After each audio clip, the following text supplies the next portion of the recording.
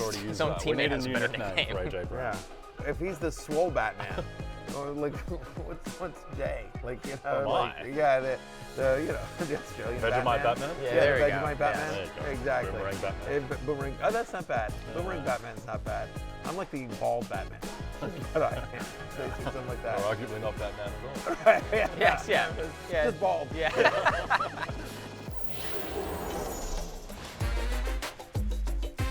Fantasy Football Happy Hour with Matthew Berry, served by Applebee's. Welcome to the Fantasy Football Happy Hour. I'm Connor Rogers alongside Bald Batman, Boomerang Batman on a Waiver Wire Tuesday. I wonder if we went the wrong way with that. I was watching the clip back here just as we started. I'm just wondering, like, instead of like whatever something Batman, like insult/Batman, maybe the better way to go, because then it sounds bad. Like, you know, you hear bald Batman, whatever, fat Batman, you know, whatever it is, you know, Batman. Boomerang Yeah, Batman. the combo. But maybe you should have gone like swole turtle. Like, you know, like they have the insult on the second half, right? I'm the swole hamster. You know, like he's the swole Batman, and I'm like, you know, I'm the swole porcupine. I don't know. I got to think of something that's like, you know, like, but I thought turtle because I'm slow and turtles are also bald. Yeah. Turtles don't have hair. It's good you had 24 hours to think about this, and Yes. this is what you've come up with. I honestly, it took me 30 seconds, to be honest with you. That wasn't one of my fully baked bits. Yeah, swole Yeah, turtle. swole- Buttons undone today as well. It's Yeah, all you happening. looking at What my is shirt? this? What What is do this, you Ryan think? Reynolds over here? Collar was popped before the show, but you put it back down. It was kind of disappointing. I'm just, whatever. You know what, Jay? I'm thinking about that one night in Buffalo. I tried to get you drunk on Dollaritas, didn't work Fast and on loose. Sunday, so Yep. you know, showing a little skin. Oh, it works. Showing a little skin, trying to entice you. Listen, we are going to recap To a Monday Night magical night in Football. Stanford. We'll recap Honestly, Monday Night it could Football just be later. a magical hour Yeah, in Stanford. exactly. That's all we need. Yeah. So we need to make the magic happen. Yeah, exactly. All right, we'll recap Monday Speaking Night of this, by Football. the way, this is a magical hour in All right. Stanford. The three Yeah. of us here right here. Every single week. Yeah, there you We're go. not recapping Monday Night Football. I've decided. Pete, it's pulled from the show. Just cancel it later. We're going to do a full hour of Waiver Wire Tuesday. So let's jump right into Yes. the waiver wired running backs. Of course, we will close out the show with some Back to the Future, so don't go anywhere. And we are going to talk Monday Night Football. At some Maybe. point. Yeah, we will. I mean, somebody on this desk believed in primetime Kirk Cousins. He needed the help of the century, but Fair enough. we will get there. Fair enough. No buys this week. We don't know why. It seems like a great time to have a bye week if you're an NFL team. There are no buys this week. No, I don't really understand that, but I'm all for it. Yeah, I mean, Let's go ahead. good for More our team. football. Well, the Eagles have a bye this week. All right. Oh, wow. It's Hey, like that, huh? you almost beat the Eagles. We last almost time you beat the played. Eagles, and then you beat Ron them didn't go last for year. 2, and now they're going to kill us. Yeah. Now the Commanders are playing the Eagles. In case you didn't pick up on that Hey, joke. you beat right the there. Eagles, you're back to 500. Back to where you I don't belong. want to be 500. I know, exactly. That's why I you want win. us to lose. Yeah, I hope the Eagles kill us. Commander's money line. That Yeah. feels destined. 7 to 8 wins has never been more of a lock. Like a magnetic force dragging you back to 500. It's just the 100%. Commander's way. Once again, we'll be in purgatory again. Perfect place to take an off-ball linebacker or a corner, a third-round corner in the top Yeah. 20. Yeah, exactly. pass on with maybe- Emmanuel let's take. Forbes. Yeah, exactly. Like we missed on Emmanuel Forbes, so let's take another one. Yeah. You know. All right. Jury's still out on Jamin Davis. Yeah, it's been awesome last couple of drafts.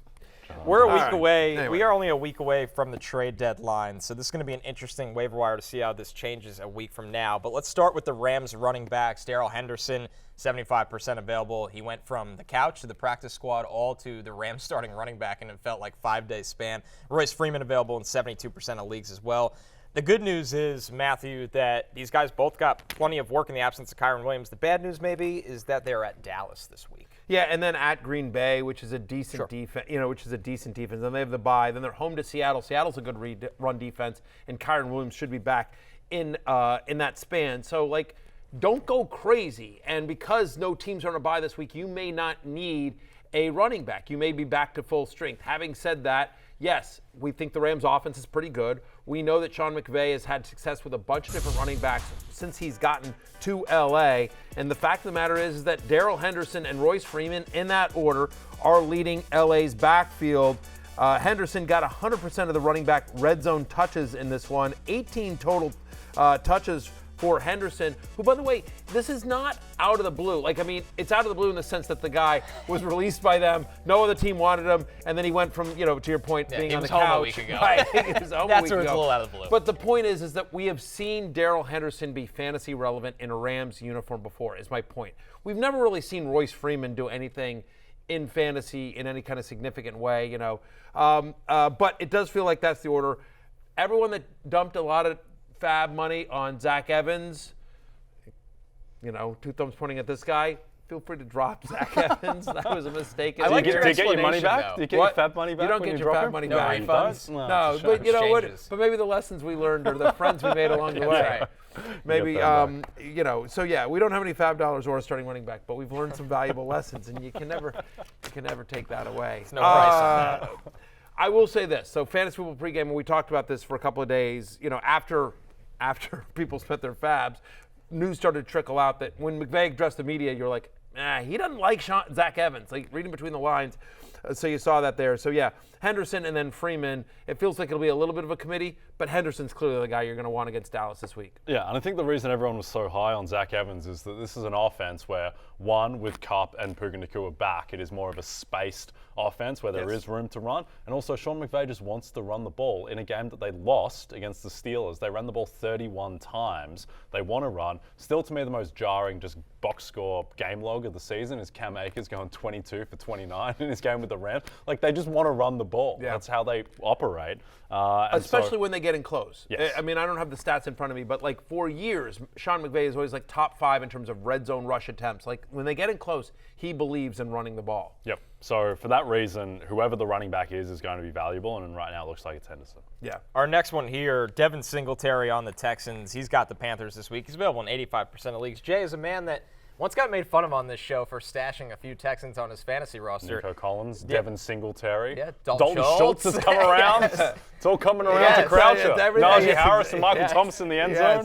What is You next? just had to wait for it. Everything's You're patient. Everything's coming up Australia. Yeah, maybe Aaron Sipos gets brought back to the Eagles after he got cut, Australian punter. Maybe not. So it didn't go great for Aaron Sipos. All right.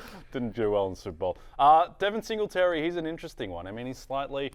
it's hard to say that he's been inching towards the role because 2 games ago against the Falcons he got 0 carries, but he did get 12 carries against the Saints, and it just hasn't happened for Dameon Pierce this year. I think a lot of that is the offensive line, but the offensive line is healthier, and he wasn't that efficient either. So I think Singletary is a watch and see, because here's the big thing. Texans' schedule, just take a look at it the rest of the way. It's incredibly easy. They're going to be in position to run the ball. At Carolina, home to Tampa Bay, at Cincinnati, home to Arizona. None of those teams scare you, to your point. Before the bye, people may have forgotten about Devin Singletary. Again, not the sexiest name in the world. He got 54% of the snaps, though, in the last game that that Houston played. Had 13 touches, to your point, and now he gets a Panthers defense, speaking of Carolina, that allows the second most fantasy points to opposing running backs this season. I've seen some people out there suggest that Singletary is actually a better fit skill-wise for kind of the West fair. Coast, run zone scheme that they outside run. burst. Yep. Yeah, that they run rather than Dameon Pierce. On the other hand, I have a source that told me he spoke to C.J. Stroud this week and said, no, Dameon Pierce is going to be the guy. So who knows? Again, it's all rumors.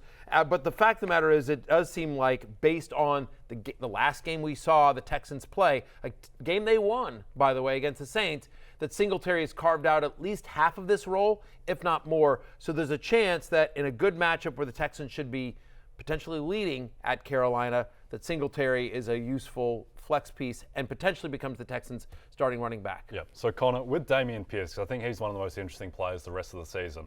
Last year, he was a monster. He almost beat the Eagles by himself in prime time. He was offensive rookie of the year favorite for a time, and he just looked the part. Like he was creating extra yards after tackles. And then this season, I mean, he's the 11th ranked running back by PFF grade. He still looks like Dameon Pierce, but he's averaging 2.9 yards per carry. And here's, to me, the more glaring thing. He doesn't have a single game where he has averaged more than 3.5 yards per carry, and now we're 6 games in for him. Do you think there's an issue with him, or is it the O-line, or just the combination of factors? I think the first couple weeks, it was absolutely the offensive line. I mean, you watch him, he was hit behind the line of scrimmage over and over and over again, and now you're kind of wondering, is he worn down a little bit from that? It's early in the season, so you don't expect that. I do think it's interesting, that point about Bobby Slowick comes from the 49ers. We know what that run scheme looks like. It's trickled all around the league, from Shanahan to McDaniel, all around, where you like the outside burst. And Pierce is a downhill runner. Like, that's what he is. He has enough burst to get into space, but he's not like Devin Singletary, motor Singletary. So I think it's interesting, Jay. I think the big takeaway for me would be this is going to become a committee,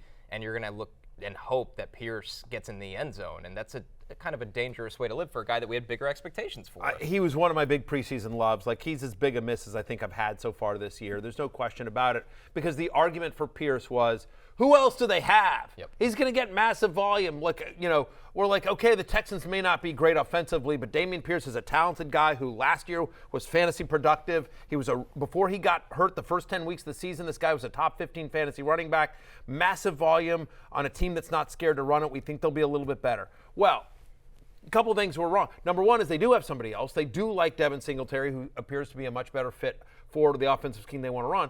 The other thing is, by the way, that offense is a lot better than we thought. Throw. They're throwing shout out to C.J. Stroud, who I think should be we're going to talk futures later in the show. C.J. Stroud should be the favorite for Offensive Rookie of the Year because he's a quarterback and the offense and the team is much better than anyone thought they would be. I mean, what are they, 3-3? They're 3-3. I mean, they can win the division. I know Jacksonville's in the driver's seat, but they're hanging around. But they've got a shot. They've got a shot to make the playoffs, to get that last wild card spot. Absolutely. And last thing on Pierce is that last year, so in a third of his games last year, he had 5+ targets. This year he has 12 targets in 6 games. That is just not part of the offense at all, and that's just diminishes his value further. Yeah, and it says a lot about C.J. Stroud that he doesn't have to lean on dumping off to the running back. Again, see what again, Carolina solves a lot of wounds for a lot of teams, so I'm not dumping Pierce as well.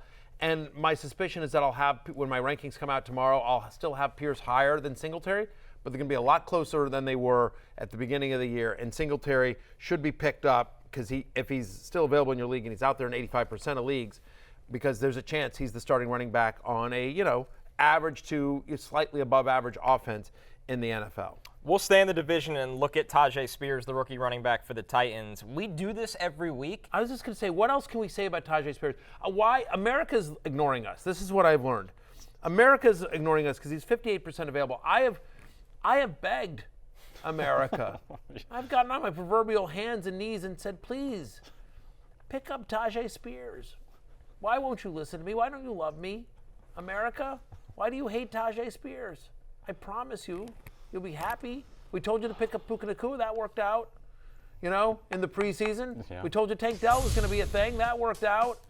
I'm just, we told you to pick up Darrell Henderson on Sunday morning, which worked out after we told you to pick up Zach Evans, which didn't work out. Nope. But the fact is... Told you Allen Robinson was going to have a massive 2022. That didn't work out. Maybe that's what it is. We lost him when I said Allen Robinson a year ago, and we haven't gotten anyone back. Oh, boy. I mean, the guy's basically splitting time with Derrick Henry. He's had at least 55 yards from scrimmage in 4 of the past 5.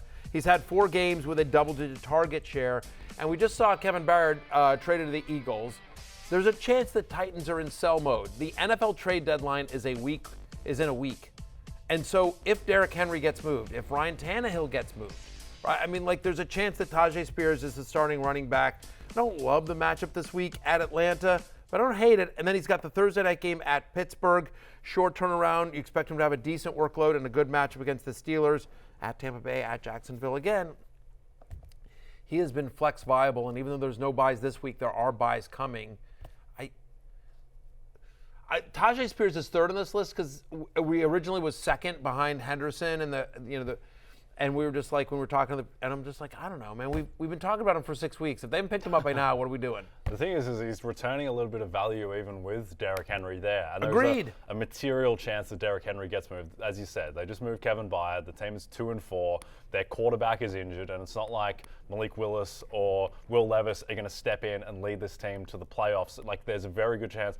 Here's the thing. They're 2.5-point underdogs at home to Desmond Ridder this week. That's how it's going for the Titans at the moment. So, yeah, I think there's a good chance that Henry is on a different team, and then all of a sudden, Tyjae Spears is then he's an RB2. Yes. One note on the Titans, why we've sat down to do the show. I'm just going to say this right now. I'm going to say this right now.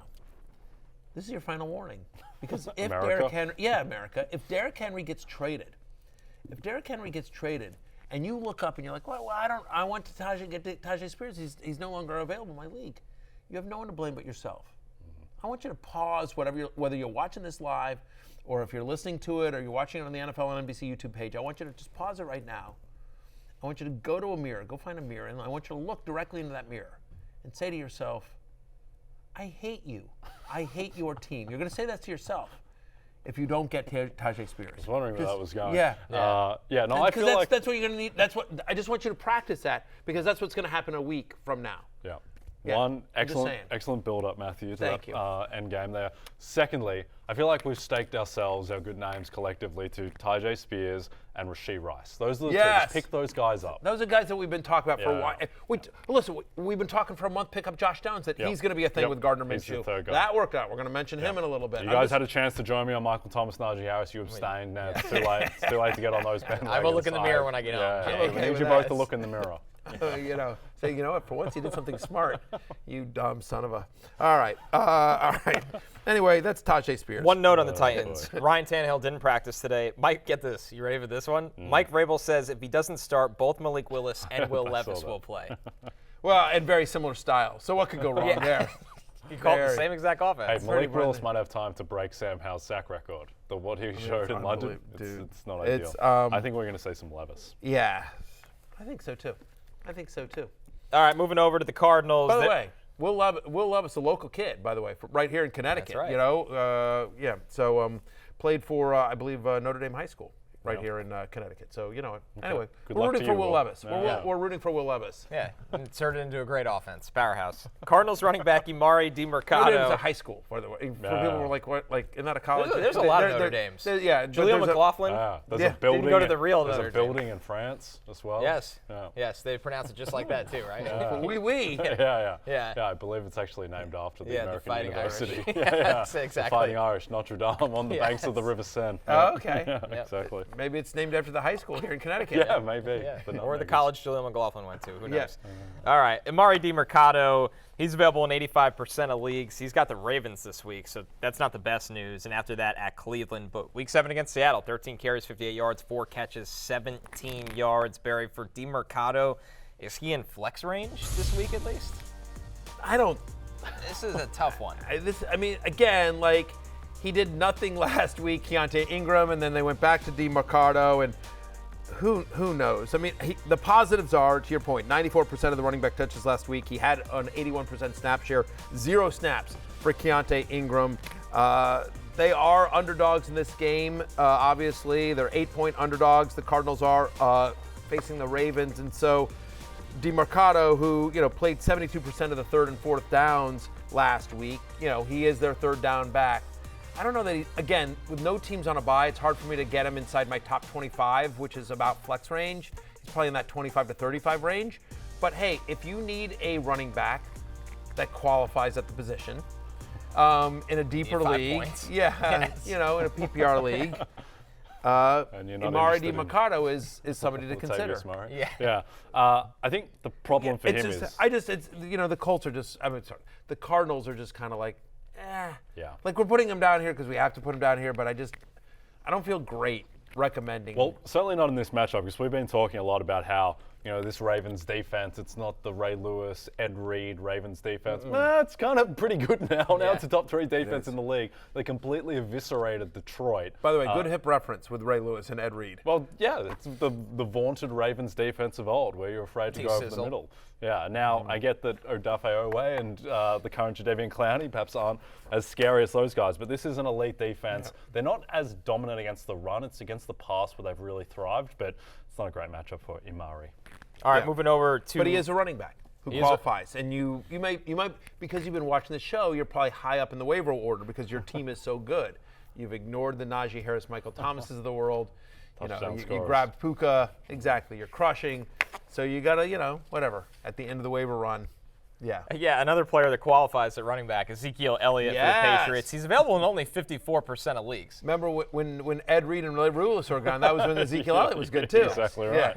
Yeah, exactly. But Zeke is back. Zeke is He's back. scored in back-to-back games, Jay. He's fast again as well. That's the weird thing. It's still baffling to me that that touchdown that got called back against the Raiders, he had a higher speed than Tony Pollard on Tony Pollard's 60-yard run. And everyone for a year basically, or 2 years, was calling for Tony Pollard to be the guy in Dallas because he's so much faster and more explosive. Meanwhile, Ezekiel Elliott apparently is back to being fast. But I think it's a good sign for him that the Patriots offense And look, the Bills' defense is really banged up, but just the Patriots, the fact that they could score 29 points against anyone is just a good sign for his outlook, for Ramondre's outlook. I think there's just more touchdown equity on that team going forward than you might have thought a week ago. Miami, Washington, Colts in the Germany game are the next 3 for the Patriots as well. And so he's a guy who has a shot at a touchdown every single week, is averaging double-digit touches a game. And so, again, so as they trying to get this offense back on track in New England, maybe Ezekiel Elliott has carved out a little bit more of a role for himself, to your point. So he's available in 54% of leagues. You could do worse, and if you're my friend Jay, you have. Do you think Germany is calling the NFL trying to flex Yes. Patriots Colts back to America? Yeah, hey probably. Guys, can we have another We don't game? want this. Yeah. Can we Yeah. have Niners Eagles? Can you give us Niners Eagles? Can you trade send you. us Denial Niners passwords. Eagles, like, Yeah. Lakers Celtics? Can Yeah. we just get that? Can we Yeah. flex that in? Right. Oilers Canucks? Anything with Patriots Colts? Yeah. A couple deep league running back week 8 waiver targets here. This is led by Browns running back Pierre Strong. Jerome Ford is expected to miss 1 to 2 weeks. Strong available in almost every single league. Joshua Kelly. He played 61% of the snaps after Ford left last week. Joshua Kelly, who, I mean, I'm not going to endorse this one because we've been No. down this road, but he's out there. Me personally. Look more explosive against the Chiefs Of than course. usual. Just sneakily, 2 like random limping stories who they appear to be fine, but Austin Eckler was limping in that game. Jalen Hurts limping at the end of the game against Miami. Apparently they're both fine, but certainly wants to monitor. Anyway. And if Eckler can't go, Kelly's clearly the guy. Josh Kelly is listed here because we feel like we have to list him here. But yes, anyone that took a ride on the Josh Kelly roller coaster when Eckler was out is like Did it never never go again. Yeah.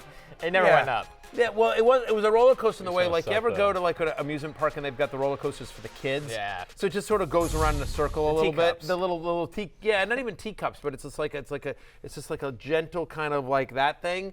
You know, so that's sort of Josh Kelly, where it just doesn't get a lot of speed or go up high or have a lot of thrills, but it does qualify as a roller coaster. Well, Anyway, he did have one big run, and maybe the secret to him, you know, he was 7 for 75 and a touchdown last week. Maybe the secret to Josh Kelly is it's only when Eckler's actually active that he's usable. well, that's the thing, is that since Eckler's gone down, by far his best game was last week when Eckler was back, and he looked super explosive and was 7 for 75. 2 other names on that list real quickly. Latavius Murray, who, you know, again, last 2 weeks, when they get in close, they're giving it to Latavius Murray. He has 5 of the 7 running back touches inside the 10-yard line for the Bills over the last 2. And then Chris Rodriguez.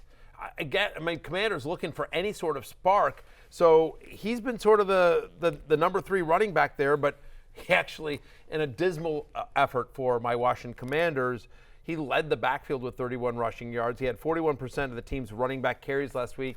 I'm not ready to say he's overtaking Brian Robinson or anything like that, but again, like, they could try to go more. They're trying to figure. They're obviously trying a bunch of different things, and so Rodriguez, who's continued to increase his workload in Washington, is somebody that should be considered for deeper leagues if you're desperate. And by the way, my Commanders are desperate. To recap, here's Barry's Week 8 top running back waiver targets in order. Number 1, Darrell Henderson, available in 75% of leagues, followed by Devin Singletary, Tyjae Spears. You're running out of time on that one, by the way. Emari Demercado, Cam Akers. Are they? I mean, we've been talking for 6 weeks. They might not be running out of That's time. true. on This Tyjae Spears. might just be a forever thing. Yeah. Ezekiel Elliott and Royce Freeman at number 7. And with that, let's move to the waiver wired wide receivers. Let's go through some notable wide receivers that are available in 40 to 50% of Yahoo leagues. They don't meet our threshold. Our threshold is over 50%, but in case they're out there because somebody in your league made a giant mistake, Chargers wide receiver Joshua Palmer, 13 fantasy points per game in 3 games since Mike Williams went down for the year. Jackson Smith and Jigba, great to see him heavily involved last week as well. We know the talent he has. And Jay, your boy, Rashee Rice, 3 straight games with 10-plus fantasy points. Yep, it's finally happening for Rashee Rice as we predicted it might. Yeah. But Josh Palmer. I think he's our boy. I think you and I share custody. No, I don't think so. Rashee I Rice. think he's like 65% mine. You can have Rashee Rice on weekends. I would like a DNA test, to be honest with you. I want full custody. Weekends is when you want him, though. Let me just say that. 100%. I'll have him Monday to Friday. Yeah, Work yeah. on his routes. Yeah, exactly. Josh There you Palmer, go. though, he's the guy I think you want with respect to Rashee Rice. He's had 7 targets in 4 straight games. He was the guy against the Chiefs when they blanketed Keenan Allen. And look, this Chargers team, they're like a more aesthetically pleasing version of the Saints, where it's just like blah. It's like, what is this team really? But They still have Justin Herbert. Josh Palmer is getting targets, and when you're Justin Herbert's second option, effectively, you have to be rostered in every league. Imagine, and remember that game against the Cowboys as well. He had that 50-yard, pass that would have been a touchdown that got called back, as well. Again, I think the narrative on him is a little bit different if that doesn't get called back. So, yeah, we really like Josh Palmer. Again, available in over 40% of leagues, doesn't meet our threshold, but firstly, certainly check him, Rashee Rice, and JSN, 18 targets you mentioned over the past 3 games. Again, DK Metcalf, we don't know how banged up he is, but it seemed like there's a chance he misses this week as well. Who do you want the rest of the season, Josh Palmer or Devontae Smith? Devontae Smith. I would say I'll still take Devontae Smith. I would too, but it's a conversation, which tells you something. It's scary that it is. Let's kick off with our first wide receiver, and it's kind of our Tyjae Spears of the wide receivers. We've been begging you to pick up Josh Downs for about 3 weeks. He's available in 64% of leagues, so you might still have a chance. They have the Saints, Panthers, Patriots in Germany, and then the bye. Josh Downs coming off a huge week against a very good defense of the Cleveland Browns. 5 catches, 125 yards, and a touchdown.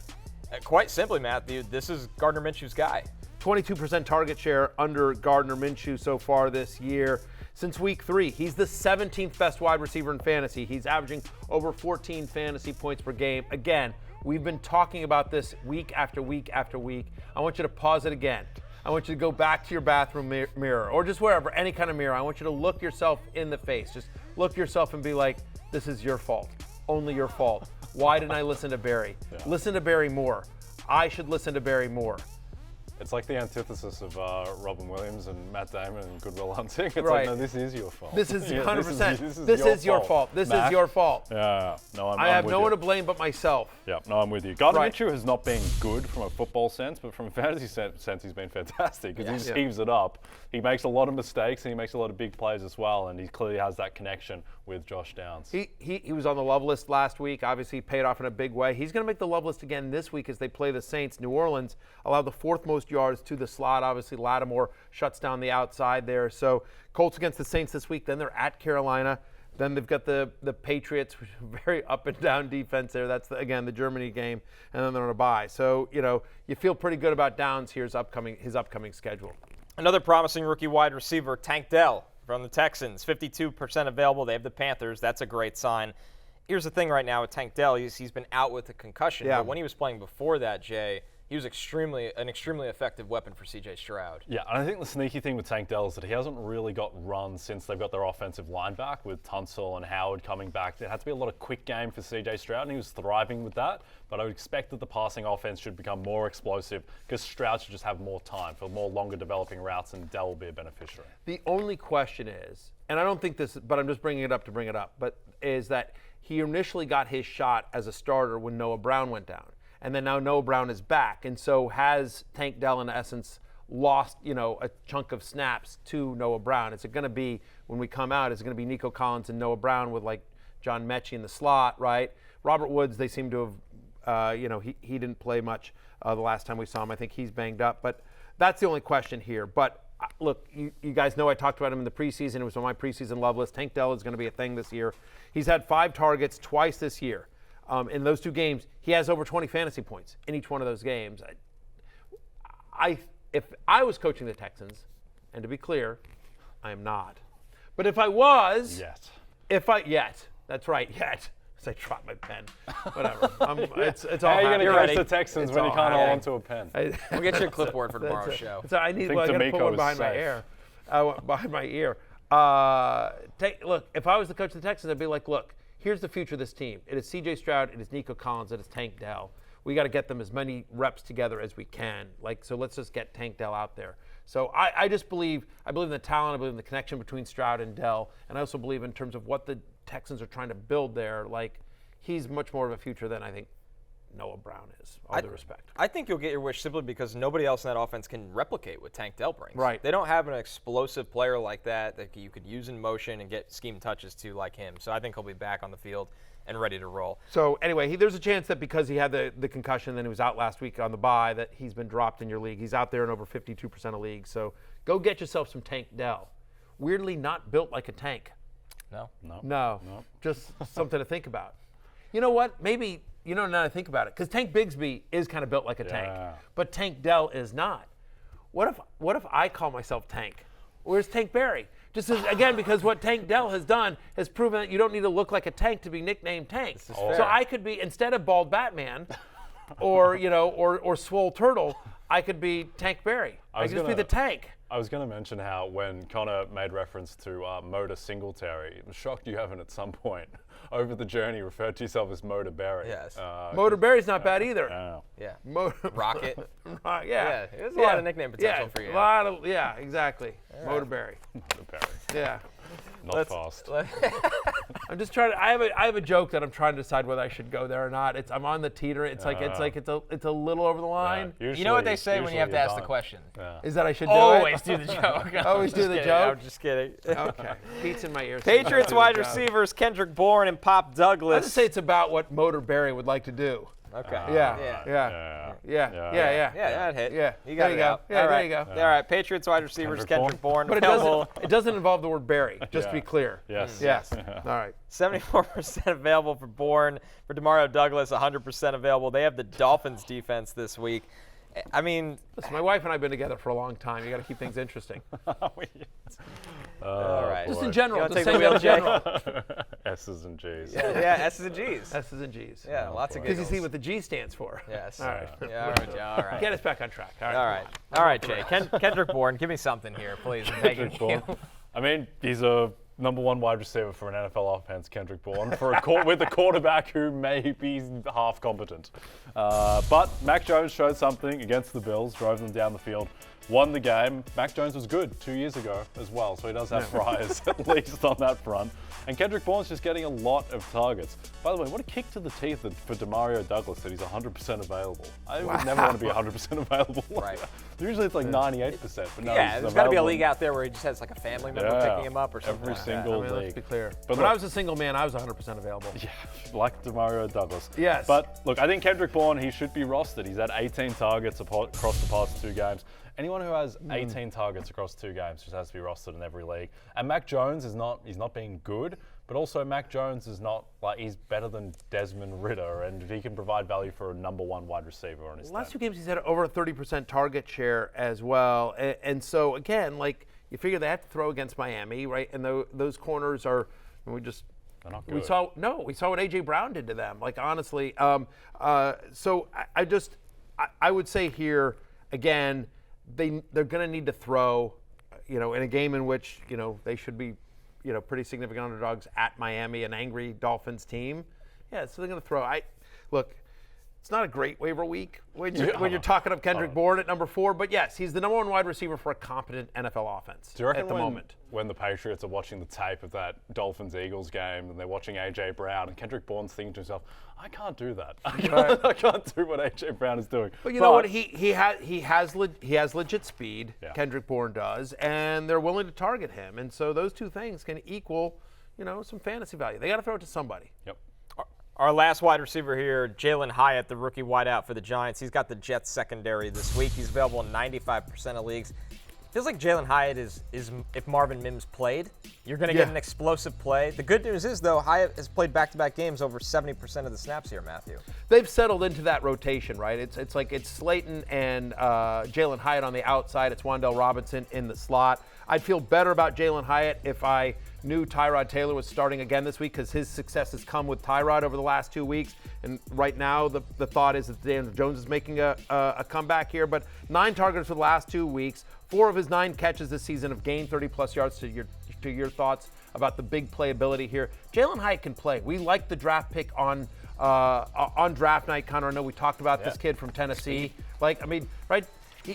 What was it, Alabama that he beat him single-handedly? Yeah, he caught, I think, 4 or 5 touchdowns. Yeah, I mean, unbelievable. So we like the kid's talent as well, and it seems like the Giants are finally using them as they settle into a passable offense. I think you made the point about Tyrod, because people think Tyrod's dink and dunk. No, Tyrod throws bombs, and Hyatt he leads the team in terms of deep routes run. So when Tyrod is out there, I think Hyatt is viable in deeper leagues. Yeah, a lot to watch with that one. Will Daniel Jones play? Will the Jets secondary return?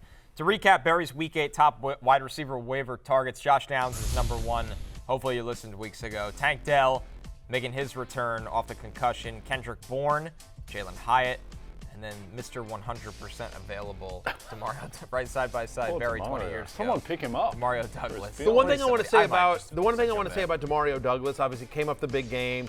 Juju Smith-Schuster was out, and we'll see. But I know from talking to Devin McCourty, our colleague here at NBC, we were talking to the preseason. He was just telling me, he's like, they love Demario Douglas in New England. He's like, Bill loves Demario Douglas. Now, then Demario Douglas went out and had the bad fumble in week 1, I think it was, or the Cowboys game at least. And then you're like, we haven't seen Demario Douglas. But then got forced back into action, obviously, with the injury to Juju Smith-Schuster, produces. And their offense looks competent. So maybe he's earned his way out of the doghouse as it was. I just know that in terms of the talent, I think he's earned a role as they try to figure out this offense in New England. Let's move over to the quarterbacks. I know they like him a lot.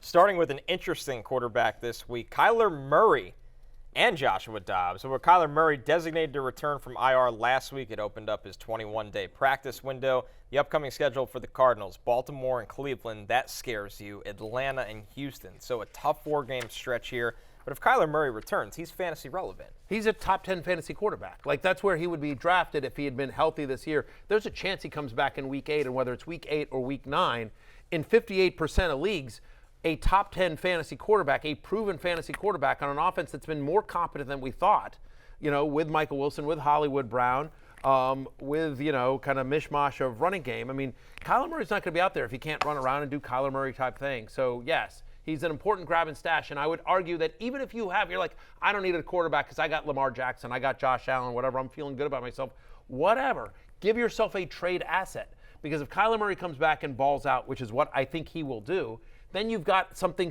you can trade to a quarterback needy team. You never know when somebody could go down. Jay, you said earlier in the show, Gardner Minshew, not great in real life so far, but great in fantasy because he'll take chances. He's available in 92% of leagues. The Colts have the Saints coming up this week. Gardner has 8 turnovers in the past 2 games. It's unbelievable. Impressive work from Minshew, but he does have 300-plus passing yards in those 2 games. It's surprising the Commanders haven't traded for him yet with that kind of rate. Unbelievable. If he could just increase the number of sacks he gets, he could play for us. Yeah, it's unreal. Look, Minshew, I think he is. Look, it's not a great matchup against the Saints, but certainly they've been better against the run. And I think that he's providing value for Downs Pittman. He is throwing a lot, so I think in deeper leagues, I mean, the fact that there's and no more one mobile than he gets credit for. Yeah, I mean, he ran it into the end zone against the Browns. I don't know why they're favored in that game. I like the Saints to win as 1.5-point dogs. But Minshew, I mean, in super flex leagues, he'll be viable just because, he's a starting quarterback and he's thrown for 300-plus yards 2 weeks in a row. Yeah. Baker Mayfield for the Bucs, available in 67% of leagues. They're on the short week Thursday Night Football against the Bills, who, Matthew, you said earlier, the Bills' defense, a lot of injuries, and they just don't look like themselves right now. Is Baker a viable streaming option on a week without any buys? Potentially. Although Baker Mayfield just popped up. I literally just got an alert as we're sitting here that he popped up on Monday's injury report. Baker Mayfield being quoted, re-aggravated what I did against the Saints, nothing serious, just a pain tolerance thing. That is according to Brianna Dix. Anyway, but just so a heads up there that maybe he's not 100%. You don't love him on Buffalo. But listen, 2 of the last 3 games, he's had over 275 total yards. He's had at least 16 fantasy points in 4 or 6 games this year. He's got Mike Evans. He's got Chris Godwin. He's got a run game that's non-existent. So the only way they're moving the ball is through the air with those 2 guys and Trey Palmer as well. So the Bills, who haven't looked like the Bills recently, Mac Jones just lit them up. Yep. Like, you can say, like, Baker ain't great, but, like, he's at least as good as Mac Jones, who literally just threw for 300 yards against them. So Baker Mayfield at Buffalo on the short week. Bills have allowed at least 25 points in 2 of the last 3. Our last quarterback, Jay, Desmond Ridder against the Titans. He's available in 86% of leagues, but it is the Titans. This is why it's important to come to the pre-show meeting, because you could have voiced your opposition to having to be the one to talk up Desmond Ridder. I opted out of that and gave that to you because I was there and you were not, Jay Croucher. Listen, I love talking about QB 17 on the season. Desmond Ridder, 250-plus passing yards, 3 straight games, giving you a bit on the ground as well, rushing touchdowns in 2 of his last 3. And he gets the Titans, who just traded Kevin Byard and didn't have a good secondary to begin with. So I think that he is actually a viable fantasy option. All right, as you see here, if you're watching Barry's top quarterback waiver targets in order, as we move over to the tight ends, and we start with Dalton Kincaid, who had his best week of his young career against the Patriots in that Bills loss. 8 targets, caught all 8 of them for 75 yards. He's available in 58% of leagues right now. Here's the other thing, Matthew. Dawson Knox is having wrist surgery. He's out indefinitely. this is Kincaid's offense as the tight end. It certainly is. They've got to figure something out, and my expectation is that Kincaid, after the big game last week, finally seems to be coming into his own. That was one of the arguments on Kincaid was like, hey, yes, he had the big game, but he played less than 60% of the snaps. Well, with now Dawson Knox out, they're going to have to use Kincaid even more. 20% target share 2 of the past 3 games. So it feels like he's starting to come into his own. Obviously, he's a very different guy than Dawson Knox. They're still going to have like a blocking tight end there. But Knox is at least not a nothing in the pass catching game. And so when they're passing to the tight end in that offense, it'll be Dalton Kincaid. So given the quarterback and the offense and the expanded role for him, he's our number 1 tight end target, Jay. Yep. Jake Ferguson, Jay, for the Cowboys, available in over 50% of leagues. He's got the Rams, so if you're looking to kind of capitalize off a lot of these bye week drops, Jake Ferguson might be out there. Definitely leads all tight ends in red zone targets with 10. And the sneaky thing about Dell is they cannot run the ball. There's just no room for Tony Pollard. I don't really understand it. I'd expect that to change. But until it does, I think Ferguson, with Dak playing better as well, coming off his best game of the season, he's a viable tight end. Some more tight end news while we're sitting here talking about them. The Cardinals are putting Zach Ertz on IR. Ertz has been a target monster this season. That is from the NFL Network right now. He suffered a quad strain on Sunday. The plan is for him to return later this year. Which means it's Trey McBride time. Right. So, as the next 2 guys on our list are Logan Thomas and Trey McBride. Logan Thomas against Philadelphia, of course. Start your tight ends against Philadelphia. Unless you're in Miami, you don't have any tight ends. But generally speaking, start your tight ends against Philadelphia. Last time he faced the Eagles, he had a nice game there, 50 or more receiving yards in 2 of the last 3 for Logan Thomas. But if I'm looking long term, so if it's just this week, Logan Thomas I think has a nice matchup. But if I'm looking long term, I think Trey McBride, who's played over 50% of the snaps in back-to-back weeks, and again with Zach Ertz now on IR for the next 4 games at least, and feels like it might be starting to get late early, as it were, for Mr. Ertz. So it is Trey McBride time in Arizona, who, again, might be getting Kyler Murray back sooner rather than later. Our last one, Jay, Taysom Hill, available in 91% of leagues as the Saints have the Colts. Listen to this stat line. It's not Week a tight 7. end waiver wire until you talk about Taysom Hill. Taysom Hill, 5 targets, 4 catches for 50 yards against Jacksonville, 5 carries for 18 yards and a rushing touchdown. Yeah, look, he's got 11 receptions the past 2 games, and he's becoming a part of this offense. I think this offense is just so flat at the moment, so devoid of ideas that they need the spark that Taysom Hill provides. So I think he's going to continue to be a part of the offense, getting 4 or 5 targets a game, getting his 4 rushing attempts a game, maybe some trick plays as well. So I think Taysom Hill is viable at a barren position. Juwan Johnson's been banged up a little bit, but to your point about, we talked about this after the Saints game last week, whether it's because he's banged up or whatever, Derek Carr has lost the ability to throw accurately down the field. So it's all this dump-off stuff to Kamara, and that's the other thing is that Taysom Hill has become a part of this offense, and of course, they get in close, he's part of the red zone package as well. So it's rare that you say, you might have a red zone, you might get a rushing touchdown from your tight end, but that's what happens when Taysom Hill's your guy if you're desperate. Let's look at some defenses to stream this week. The Texans, they have the Panthers. The Chargers, because they have the Bears, that could be a Tyson Bagent game again. The Giants against Zach Wilson and the Jets. All of these are available in over 92% of leagues right now. Yeah. And of course, if you need to pick one of these guys up that we talked about today, you got to drop someone. Here's some droppable players owned in over half of leagues right now. Jordan Love, his wide receiver Romeo Dobbs, Jahan Dotson, the Bears tight end Cole Kmet, and Tyler Higbee of the Rams. And with that, we are going to go to our first break. When we're back, we got Vikings 49ers fantasy takeaways, including a big game from Justin Jefferson. I mean, Jordan Addison. Very well played, Connor. You like that? I see what you did there. All right. We'll be back right after this.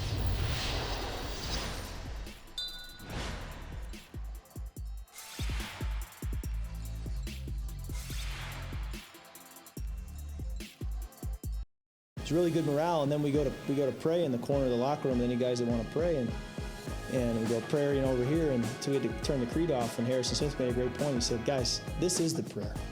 And I thought that's pretty good. So yeah, we'll keep playing. They keep playing higher, and I'm going. Creed has a lot of hits. They got a good catalog. We don't have to only play higher, but they're taking us higher, so we'll take it.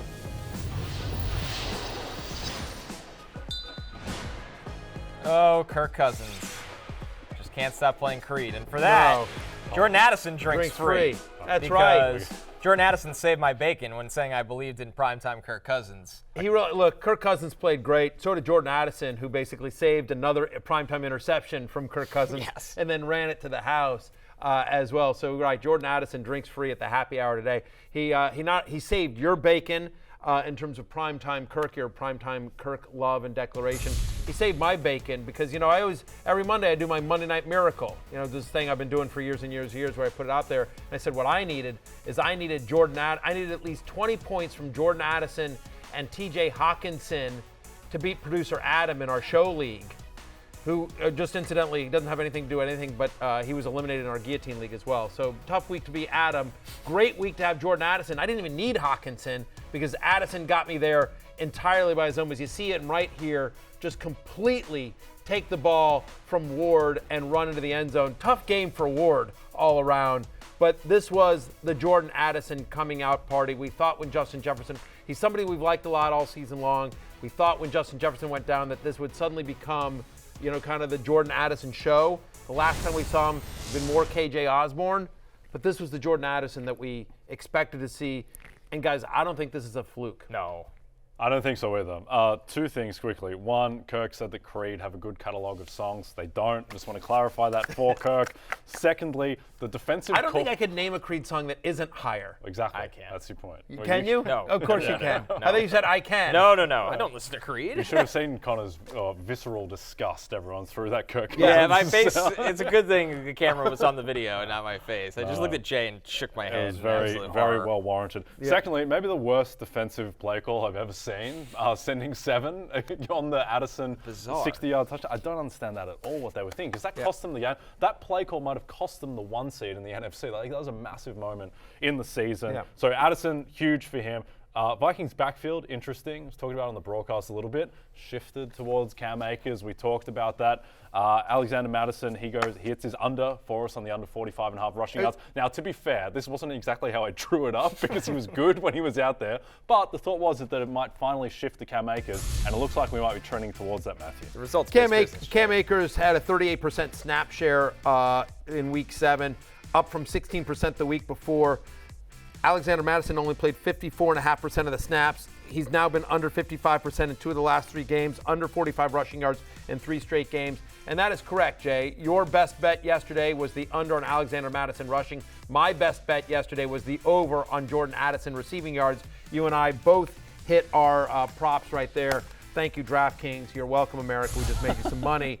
But yes, I mean, the fact is, and mine didn't go the way I thought it would either. He basically made it up on one play. But we did think he was pretty good in terms of big playability here. I don't know that there's much to take away from the 49ers side of the ball here. Anyway, Cam Akers, by the way, it's worth just seeing if he's out there in your league. It's like about 40% of leagues that he's rostered. But I do think this is going to become more of a committee going forward and that there's a chance that Cam Akers overtakes it. The downside here is that they won the game. And so maybe this committee works for Minnesota because both guys ran effectively. Yeah, incredibly easy schedule the rest of the way for Minnesota. So all of a sudden, if you're worried about Justin Jefferson, he's going to come back and he's going to be in a playoff race. So that is good news on that front. That's the biggest thing of this win for me. And I think that they will be in position to run the ball. 49ers side, Christian McCaffrey, he'll be fine. Not worried about Christian McCaffrey. Brock Purdy, I think that the interception is going to be a bit overrated. Brock Purdy was great in the game, outside of the 2 interceptions, which were backbreaking. Yeah. But I think that, Brandon Ayuk had an excellent first half. George Kittle woke up as well. The offense was just a little bit off kilter. They lost the game because they missed a 40-yarder and a fluke interception turned into a 60-yard touchdown pass. The Niners will be fine. Yeah, ultimately, honestly, they're 2 missed field goals away from being undefeated because, if Moody hits the field goal against the Vikings, then they only need a field goal down to go down and win the game instead of trying to force a touchdown, right? And then, of course, he missed the field goal against the Browns the week before here as well. Nice game it wasn't a great game for Brandon Ayuk, but again, I'm not worried about it. It just bad day at the office. Yep. They had a number of drives that just stalled with. Yeah. Also, CMC 100% healthy. He didn't come off the field, so he's fine with the oblique. Yeah, scored 2 touchdowns. He was what it is. I had the over on 1.5 passing touchdowns for Brock Purdy. That should have hit. I'm very bitter. I had a parlay with the Madison under and the Addison over, and then Brock Purdy over, and that didn't hit. I had another one that I did publicly that had Ayuk receptions over, Madison under, Brock Purdy over, right. and that's the We'll one get him piece. next time, It's mate. one leg that didn't hit either. We got to introduce you to round robins. Yeah. I know, I should have done that, but I have to specifically do same game parlays for DraftKings, so it's DraftKings is going to investigate this show very, very shortly. Please, at this DraftKings point. loves us. What are you talking That's about? true, and we will talk and a we lot love of DraftKings. The After crown is this- yours. Yes, it's also all of ours. Yeah, All right, we're taking one exactly. last break. When we're back, Yeah. speaking of DraftKings, Anyway. we're looking at their numbers for our Back to the Futures right after this. Yeah. When the 49ers get Trent Williams back, I think that's an underrated piece that they were missing last night. They'll be fine. So will Brock Purdy. Don't forget, on DraftKings Sportsbook this season, new customers can bet $5 and pocket $200 in bonus bets instantly. Plus, all customers can get a no-sweat same-game parlay every day. Download the app and use the promo code BERRY when you sign up. DraftKings Sportsbook, the crown is yours. Let's jump into our Back to the Futures, courtesy of our friends at DraftKings Sportsbook. Jay, what are you looking at in that crystal ball of yours this week?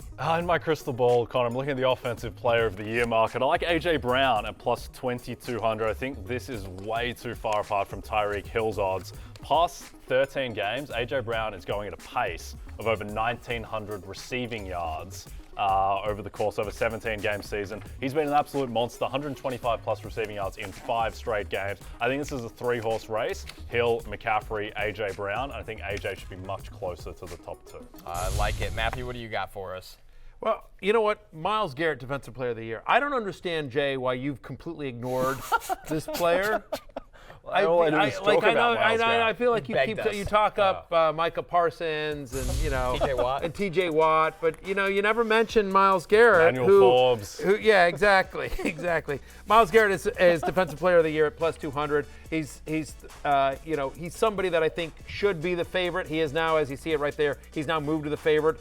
Yesterday he was like the third favorite. So Jay talked him up, and he's like, it's already moving in the right direction. But I just think the kind of season he's having, the Browns defense is going to need to be rewarded, and Myles Garrett is the way you do that. So I like Myles Garrett at plus 200 for Defensive Player of the Year. Yeah, everyone talks about Micah Parsons. Micah Parsons has 5 sacks in 6 games. He's 16th in the league in sacks. I get it, he's amazing, but his stats are behind Garrett and Watt. Yeah, he slowed down a little bit. All right, guys, let's get weird. How about this one? This is special on DraftKings. Who will the Panthers beat first? And let's say it's not going to be who they got next week, the Texans. Don't think it's going to be the Colts. Right. Don't think it's going to be the Bears. Don't think it's going to be the Cowboys. How about the Titans at plus 1,200 on November 26th? What are the Titans going to look like? I like that call. What are the Titans going to look like on November 26th? Bryce Young, I believe in you. Adam Thielen, please stay healthy until November 26th at least. That is when the Panthers get their first win at a long shot of plus 1,200. Takes down Will Levis and Nick Westbrook-Ikhine. Yeah, exactly. The lads. It's gonna be awkward when they've got Malik Willis and Caleb Williams, and Caleb Williams is all of a sudden. Anyway, whatever. It's closing time. You don't have to go home. You just can't stay here. We're done. For Jay and Connor, I'm Matthew. Go motorboat somebody. God bless.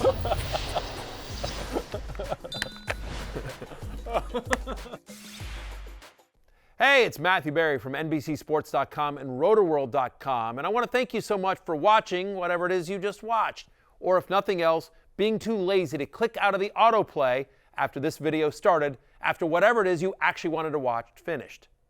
But now that you're here, I'd like to take a moment here to ask you respectfully now, okay? I'm asking you respectfully to subscribe to the NFL on NBC YouTube channel.